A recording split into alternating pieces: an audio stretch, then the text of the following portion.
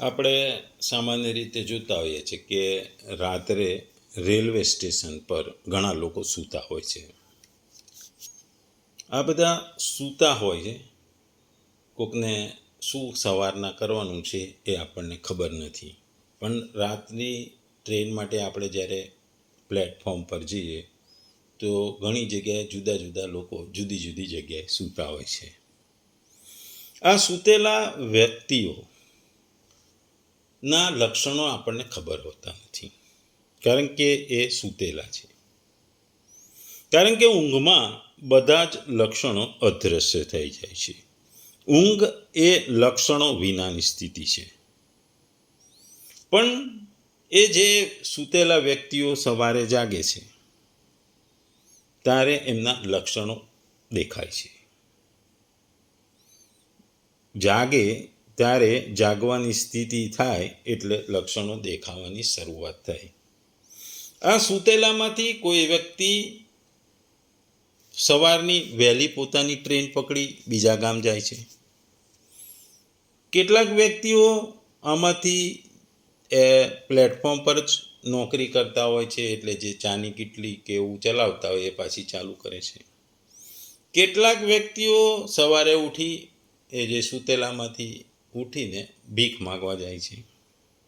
કેટલાક આમાંથી ચોર પણ હોઈ શકે અને આમાંથી કોક સંત પણ હોઈ શકે. પણ એ સૂઈ જાય છે ત્યારે આ લક્ષણો અદૃશ્ય થઈ જાય છે. કોણ સંત છે, કોણ ચોર છે, કોણ ભિખારી છે, કોણને બીજી ટ્રેન જોઈએ છે, એ આપણને ખબર નથી. પણ જાગે પછી આપણને ખબર પડે છે કે આ વ્યક્તિ આ છે. એમની વિશેષતાઓ આપણને જોવા મળે છે. પણ સૂઈ જાય ત્યારે એમની કોઈ વિશેષતાઓ આપણને ખબર પડતી નથી. ન ચોર ચોર રહે છે, ન સંત સંત રહે છે, ન ભિખારી ભિખારી રહે છે. સૂઈ જાય એટલે બધાના લક્ષણો અદૃશ્ય થઈ જાય છે. ઊંઘમાં આપણે આપણા વ્યક્તિત્વની અને આપણા જન્મજાત સ્વભાવની ખૂબ નજીક હોય છે. તેના બદલે આપણે નજીકમાં હોવું એ જરૂરી છે.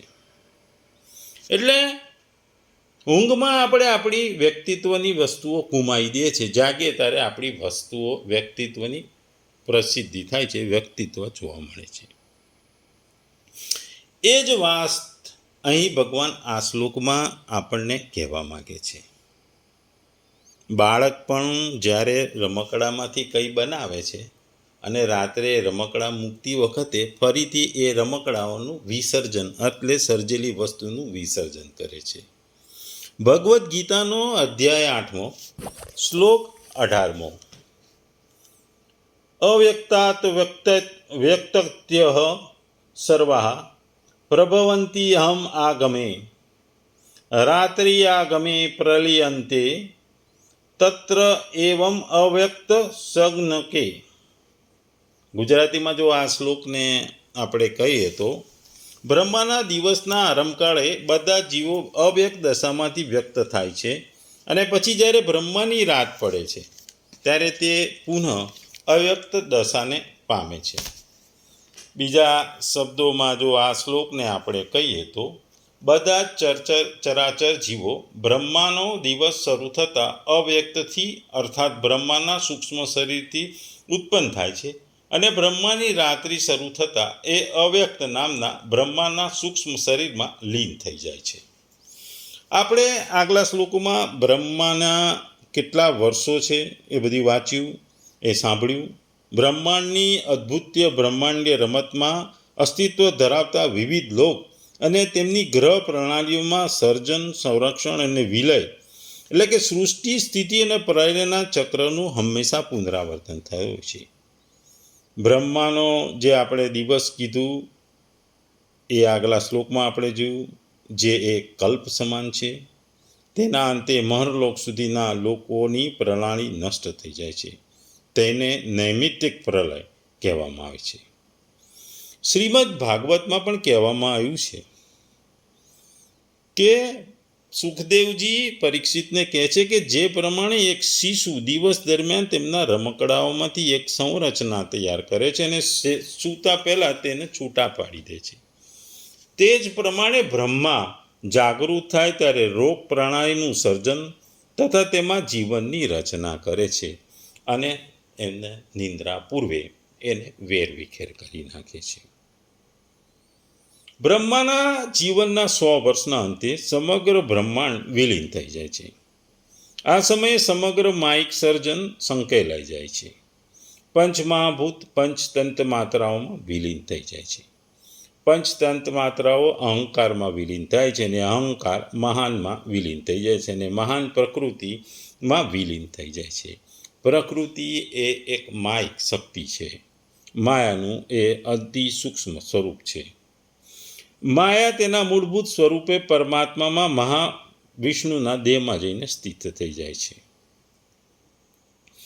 ટૂંકમાં ભગવાન આ શ્લોકમાં આપણને કહે છે કે બ્રહ્માના દિવસની શરૂઆતમાં તમામ જીવો અવ્યક્ત અવસ્થામાંથી પ્રગટ થાય છે અને ત્યારબાદ જ્યારે રાત પડે છે ત્યારે તેઓ ફરીથી અવ્યક્તમાં ભળી જાય છે. ટૂંકમાં બ્રહ્માના દિવસની સાથે સૃષ્ટિનું સર્જન થાય છે અને બ્રહ્માની રાત પડતા એ ફરીથી પ્રલય થાય છે, મહાપ્રલય થાય છે અને એનું વિસર્જન થઈ જાય છે. આ પ્રલય સામાન્ય પ્રલય પણ હોય છે, પણ બ્રહ્માના 100 વર્ષ પછી મહાપ્રલય થાય છે. પ્રલયના પણ જુદા જુદા પ્રકારો છે, નિરંતર, નૈમિત્તિક, પ્રાકૃતિક વગેરે વગેરે. એ આપણે પછીના 19મા શ્લોકમાં એને જોઈશું. પણ અહીં ભગવાન આપણને 2 વસ્તુ સમજાય છે કે સ્વપ્રકૃતિ, સર્વોચ્ચ પ્રકૃતિઓ જે બી હોય એ 2 અવસ્થાઓ આપણને ધરાવે છે.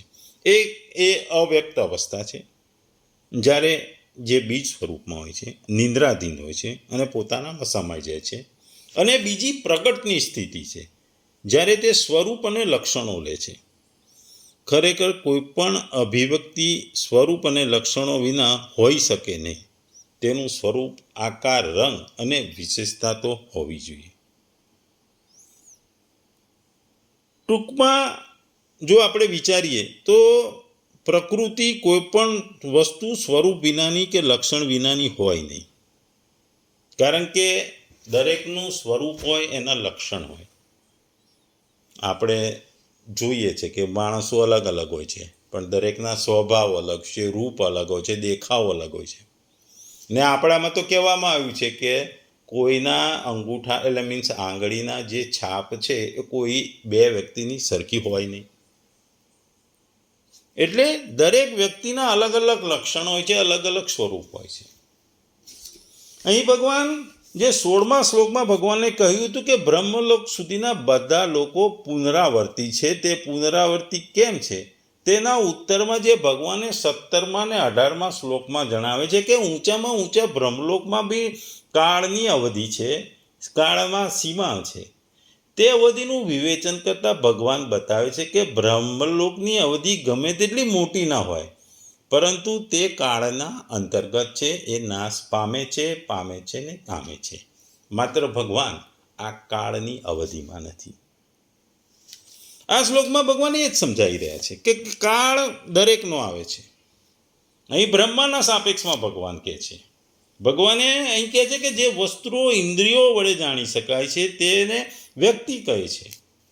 ભૂત પ્રાણીઓમાં બધા જાણી શકાય છે. તેથી દેવ, મનુષ્ય, પિતૃ, પક્ષી વગેરે યોનિઓમાં જેટલા પણ વ્યક્ત રૂપમાં સ્થિત દેહધારી પ્રાણીઓ છે એના માટે અહીં સર્વા શબ્દનો ઉપયોગ કર્યો છે.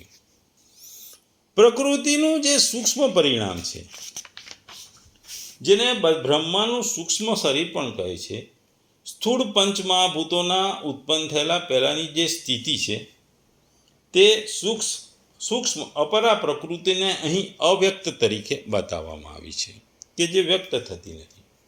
બ્રહ્માના દિવસના આગમનમાં અર્થાત બ્રહ્મા પોતાની સુષુપ્ત અવસ્થાનો ત્યાગ કરી જ્યારે જાગૃત અવસ્થાનો સ્વીકાર કરે છે ત્યારે તે સૂક્ષ્મ પ્રકૃતિમાં વિકાર ઉત્પન્ન થાય છે અને તે સ્થૂળ રૂપમાં પરિણત થઈ જાય છે.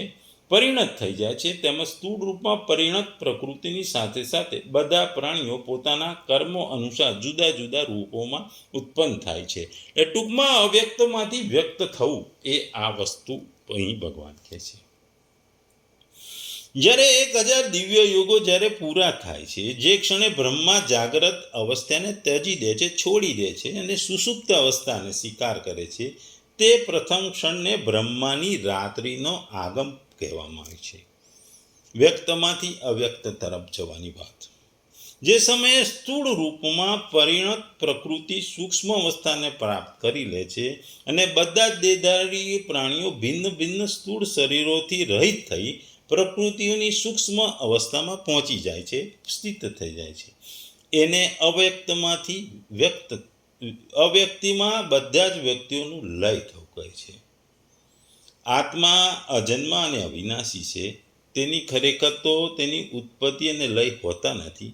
તેથી અહીં એમ સમજવું જોઈએ કે પ્રકૃતિમાં સ્થિત પ્રાણીઓ સાથે સંબંધ રાખનારા પ્રકૃતિના સૂક્ષ્મ અંશનું સ્થૂળ રૂપમાં પરિણિત થવું એ જ એમની ઉત્પત્તિ છે, અને સ્થૂળ રૂપમાંથી ફરી સૂક્ષ્મ રૂપમાં જવું એ પ્રાણીઓનું લય થવું એટલે કે લય થવું એવું કહેવામાં આવે છે. આ સંદર્ભમાં એક વાત યાદ આવે છે. એક ગુરુકુળ હોય છે. આ ગુરુકુળમાં બધા શિષ્યો ભણતા હોય છે. એમના ગુરુના 10 ખાસ શિષ્યો હતા. આ ખાસ શિષ્યો એક દિવસ ગુરુની આસેપાસે ભેગા થયા હતા. ત્યારે ગુરુએ શિષ્યોને કહ્યું, જાઓ અને એક ચિત્ર બનાવો જેની વ્યાપક રૂપરેખા આ પ્રમાણે હોવી જોઈએ, એટલે કે આ પ્રમાણે હોવું જોઈએ. ઘાસવાળી જમીનમાં એક ગાય છે. ગાય ચરતી છે. તમારે તેને રંગવાનું છે, પરંતુ યાદ રાખો, પેઇન્ટિંગનું કોઈ પણ એટલે કે ચિત્રનું કોઈ પણ સ્વરૂપ નથી, કોઈ વિશેષતાઓ નથી. આપણે હમણાં જોયું કે દરેક વ્યક્તિના લક્ષણ અને સ્વરૂપ હોય છે, પણ અહીં પેઇન્ટિંગનું કોઈ સ્વરૂપ નથી અને કોઈ વિશેષતા નથી. એવું પેઇન્ટિંગ એટલે કે એવું ચિત્ર દોરવા ગુરુએ એમના 10 શિષ્યોને કહ્યું. શિષ્યો પોતાની જાતને ભારે મુશ્કેલીમાં મૂકે છે. પોતાના શિષ્યોને મુશ્કેલીમાં, સંકટમાં મૂકવું એ સામાન્ય રીતે ગુરુનું કામ હોય છે, કારણ કે હંમેશા ગુરુ શિષ્યોની પરીક્ષા લેતા હોય છે. એટલે આ અશક્ય કાર્ય હતું એ કરવાનું એમને સોંપ્યું. એટલે દરેક શિષ્ય પોતપોતાની રીતે પ્રયત્ન કરવા માંડ્યા, જાત જાતનું દોરવા માંડ્યા. 10માંથી જે હતા 10 શિષ્યો જે ખાસ હતા, એમાંથી 10 શિષ્યોમાંથી 9 શિષ્યોએ પેઇન્ટિંગ કરવાનો પ્રયાસ કર્યો અને બીજા દિવસે અમુક પ્રકારના ચિત્રો સાથે આવી અને કોઈની સ્પષ્ટ આવ્યા, અને એમાં કોઈની સ્પષ્ટ રૂપરેખા હોતી નથી. બધું અષ્ટમ એટલે કે અસ્પષ્ટ હતું. પરંતુ દરેક પેઇન્ટિંગમાં એક પ્રકારની ગાય છે. ઘાસને દોરવામાં આવ્યા છે, અને ઘાસને દોરવામાં તેઓએ ચોક્કસપણે અમૃત કલાનો ઉપયોગ કર્યો, જેથી તે શક્ય તેટલું નિરાકાર હોય. તેમ છતાં તેઓએ અમુક પ્રકારના રંગોનો ઉપયોગ તો કરવો પડ્યો, કારણ કે ઘાસ છે એટલે લીલું કે સૂકું બતાવવું તો પડે છે. એકબીજાના ચિત્રોનું નિરીક્ષણ કરતા એક શિષ્ય તેના એક મિત્રને પૂછે, ગાય ક્યાં છે? બીજો કે, હું પેઇન્ટિંગની પ્રક્રિયામાં તો ત્યારે મને ગાય વિશે થોડો ખ્યાલ આવ્યો હતો, પરંતુ હવે હું કહી શકતો નથી ગાય ક્યાં છે. આ બધી વાત થતી હતી અને ગુરુ આવે છે. ગુરુ બધાના ચિત્રોને જોઈ અને નકારી કાઢે છે અને કહે છે કે તમે એક પેઇન્ટિંગમાં રંગ અને ગાય કેવી રીતે હોઈ શકો છો કે જે સ્વરૂપ અને લક્ષણો વિનાનું હોવું જોઈએ? તમે બધું દોર્યું, એમાં તો કોકના સ્વરૂપ છે, કોકનું લક્ષણ છે. ગાય દોરી છે તો ગાય એ સ્વરૂપ છે, એમાં કલર થોડો કર્યો હોય તો એનો રંગ છે. ઘાસ દોર્યું એ ઘાસ પણ એક સ્વરૂપ છે. લીલું દોર્યું હોય તો બી એનું તાજાનું સ્વરૂપ છે, સૂકું દોર્યું હોય તો એનું સ્વરૂપ છે. એટલે ગુરુ આ બધાના શિષ્યોના પેઇન્ટિંગને નકારી કાઢે છે. જ્યારે છેલ્લો એક શિષ્ય છે એના પાસે જાય છે, જ્યારે 10મા શિષ્યના હાથમાં ખાલી કાગળ જુએ છે, ત્યારે ગુરુ કહે છે કે આ જ વસ્તુ હું માગતો હતો. 9 શિષ્યો કે જેમણે પેઇન્ટિંગ કરવાનો પ્રયાસ કર્યો તેઓ નિરાશ થયા. તેઓ વિરોધ કરે છે, ગાય ક્યાં છે? માસ્તર કે ગાય ચરીને ઘરે જતી રહી. તો પછી શિષ્ય પૂછે છે, ઘાસ ક્યાં છે? માસ્તર કે ગાય તેને ખાઈ ગઈ, તેથી વસ્તુઓ તેમના મૂળ સ્થાને પાછા ફર્યા છે. વસ્તુઓ તેમની અસ્પષ્ટ સ્થિતિમાં પાછા આવી છે. આ ખરેખર ફોર્મ અને લક્ષણો વિનાનું પેઇન્ટિંગ છે. તે ગાય બતાવે છે જે ચરવાનું સમાપ્ત કર્યું છે અને ઘાસનો પ્લોટ ગાય ખાઈ ગઈ છે. ખાલી જગ્યા છે. ટૂંકમાં આ શ્લોકમાં ભગવાન અવ્યક્ત અને વ્યક્ત અવસ્થાઓની આપણને વાત કરે છે. સ્વભાવ દરેક વસ્તુની જેમ બે અવસ્થાઓ ધરાવે છે, પ્રગટ અને અપ્રગટ, એટલે કે અવ્યક્ત. એટલે વ્યક્ત થવું અને અવ્યક્ત થવું, પ્રગટ થવું, અપ્રગટ થવું. કોઈ પણ સ્તરે, કોઈ પણ જગ્યાએ સ્વરૂપ વિના, કોઈ પણ લક્ષણો વિના કોઈ વસ્તુ ના હોય. અને જે વસ્તુ છે સ્વરૂપ વિનાની લક્ષણવાદી એક માત્ર ખાલીપણું છે. ખાલીપણું એ ખાલીપણું છે. આ શ્લોકમાં ભગવાન એ જ કહે છે કે સ્વરૂપથી એ બંનેમાં કોઈ પણ તફાવત નથી. એક જ પ્રકૃતિનું અવસ્થા ભેદ હોય છે. અને આ અવસ્થા ભેદને કારણે બે પ્રકારનું વર્ણન, એટલે બે પ્રકારનું ડિવિઝન થયું છે. આ શ્લોકમાં અવ્યક્ત નામથી તે અપરા પ્રકૃતિનું વર્ણન છે, જે 7મા અધ્યાયના આપણે 4થા શ્લોકમાં 8 પ્રકારના ભેદોમાં વિભક્ત બતાવી હતી. અને હવે 9મા અધ્યાયના 7મા અને 8મા શ્લોકમાં તે મૂળ પ્રકૃતિનું વર્ણન છે, કે જે પોતાના અનિર્વચનીય રૂપમાં સ્થિત છે અને જેના આડભેદ થયા નથી.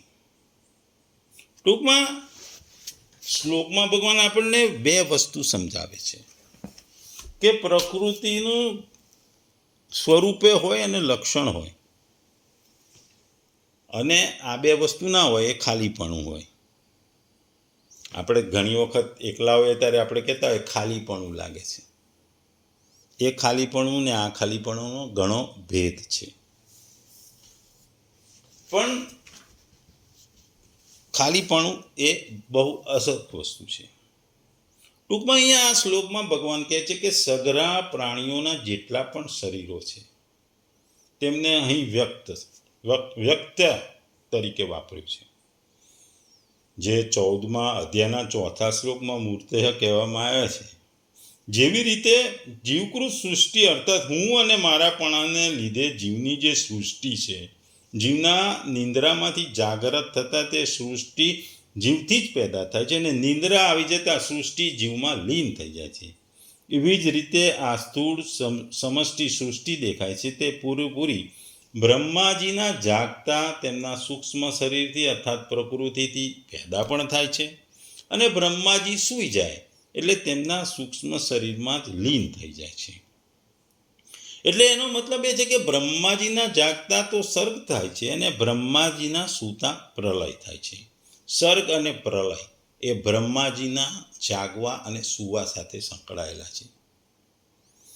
એટલે આપણે જોયું કે આ જે પ્રલય છે એ 100 વર્ષ પછી થાય છે, એટલે આપણે એને મહાપ્રલય કહીએ છીએ. અને બ્રહ્માજી આ મહાપ્રલય સાથે ભગવાનમાં લીન થઈ જાય છે. બ્રહ્માજીનો જે સમયગાળો છે, બ્રહ્માજીનું જે આયુષ્ય છે, એટલો જ મહાપ્રલયનો સમય રહે છે. મહાપ્રલય પૂરો થાય એટલે બ્રહ્માજી ફરીથી પ્રગટ થાય છે, એટલે મહાસર્ગનો આરંભ થાય છે.